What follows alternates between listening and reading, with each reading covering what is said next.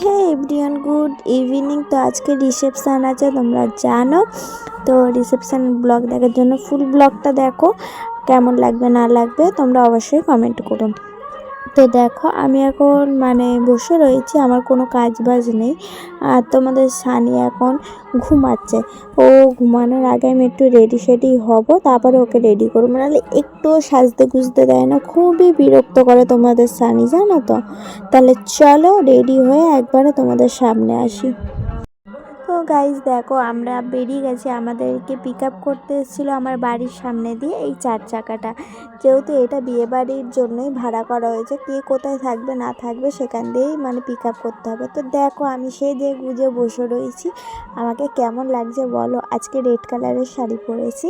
তো এই শাড়িটাই তোমাদের দাদাভাই কিনে দিয়েছে, আমার পছন্দ না, ওর পছন্দ, ও নিজে কিনে নিয়ে এসছে আমার জন্য। তো চলো কেমন লাগছে আমি একদম আলোয় গিয়ে তোমাদের সাথে শেয়ার করব আমার স্কিনটা কেমন, মেকআপটা কেমন বসেছে। তারপরে এসেই দেখো তোমাদের সানি মকটেল খেতে বসে গেছে। এটা হচ্ছে ওর দাদা ভাই, দাদা বলে ডাকে আর কি। তো দেখো এখানে রয়েছে অনেকেই বসে রয়েছে, এখানে আমরাও ছিলাম। তো আমি বসিনি, আমার খুব লজ্জা লাগছিলো এত লোকের মাঝখানে যে কী খাবো না খাবো। তো এখানে আমরা খাবার জায়গায় চলে এসেছি। তো অনেক কিছুই আইটেম ছিল এখানে, সবই তোমাদের সাথে শেয়ার করি। দেখো ও জেঠুর রিসেপশনে এই খেলনাটা কিনেছে। হ্যাঁ, এবার তোমাদের দাদাভাই যেহেতু ব্যস্ত রয়েছে কাজে, আমাকে একটুও টাইম দিতে পারছে না। আর আমি এই রিসেপশনে অর্ডার করছি। তো আমাকে কেমন লাগছে এই রিসেপশনে সাজে তোমরা কমেন্টে জানিও। অ্যাকচুয়ালি দাদা রিসেপশনে এসে সাজ এটা বলছি।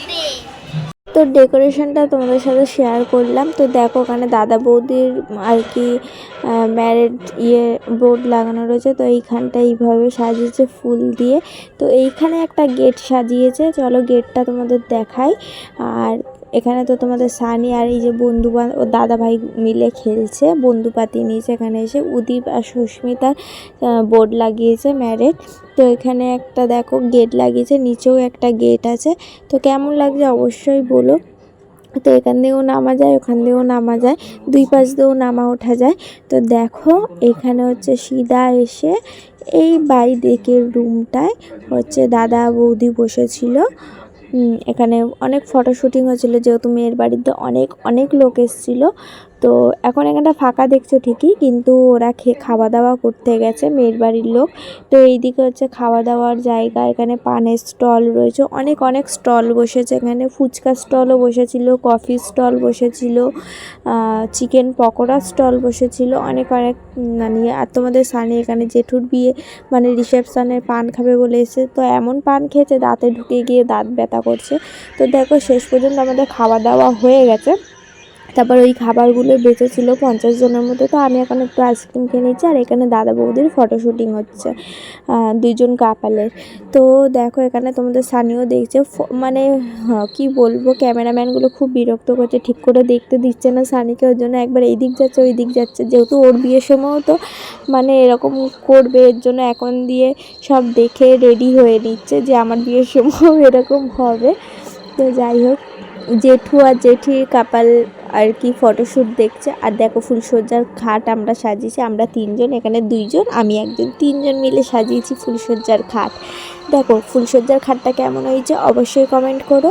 আর ভাবা যায় ভাসুরের ফুলসজ্জার খাট ভাইয়ের বউ সাজাচ্ছে, ও মাই গড। তো যাই হোক, কেউ না থাকলে যা হয়, ভাইয়ের বউ এরাই তো সাজাবে, তাই না? তাহলে চলো। এভরিওয়ান, বাড়ি চলে এসেছি। তো চুল টুলো আঁচড়াইনি, ঠিক আছে। তো তোমাদের সাথে তো শেয়ার করলাম, আমার ব্লগটা কেমন লাগলো অবশ্যই অবশ্যই তোমরা জানাবে, ঠিক আছে। তো মেকআপ টেকআপ সব তুলেছি, এবার শোবো। এখন বাজে প্রায় 2:30, 3টে বাজে, এই যে 3টে, 2:58। তো গাইজ 2:58 বাজে। আজকের ব্লগটা এইটুকুনি, আবার নেক্সট ব্লগে দেখা হচ্ছে, টাটা।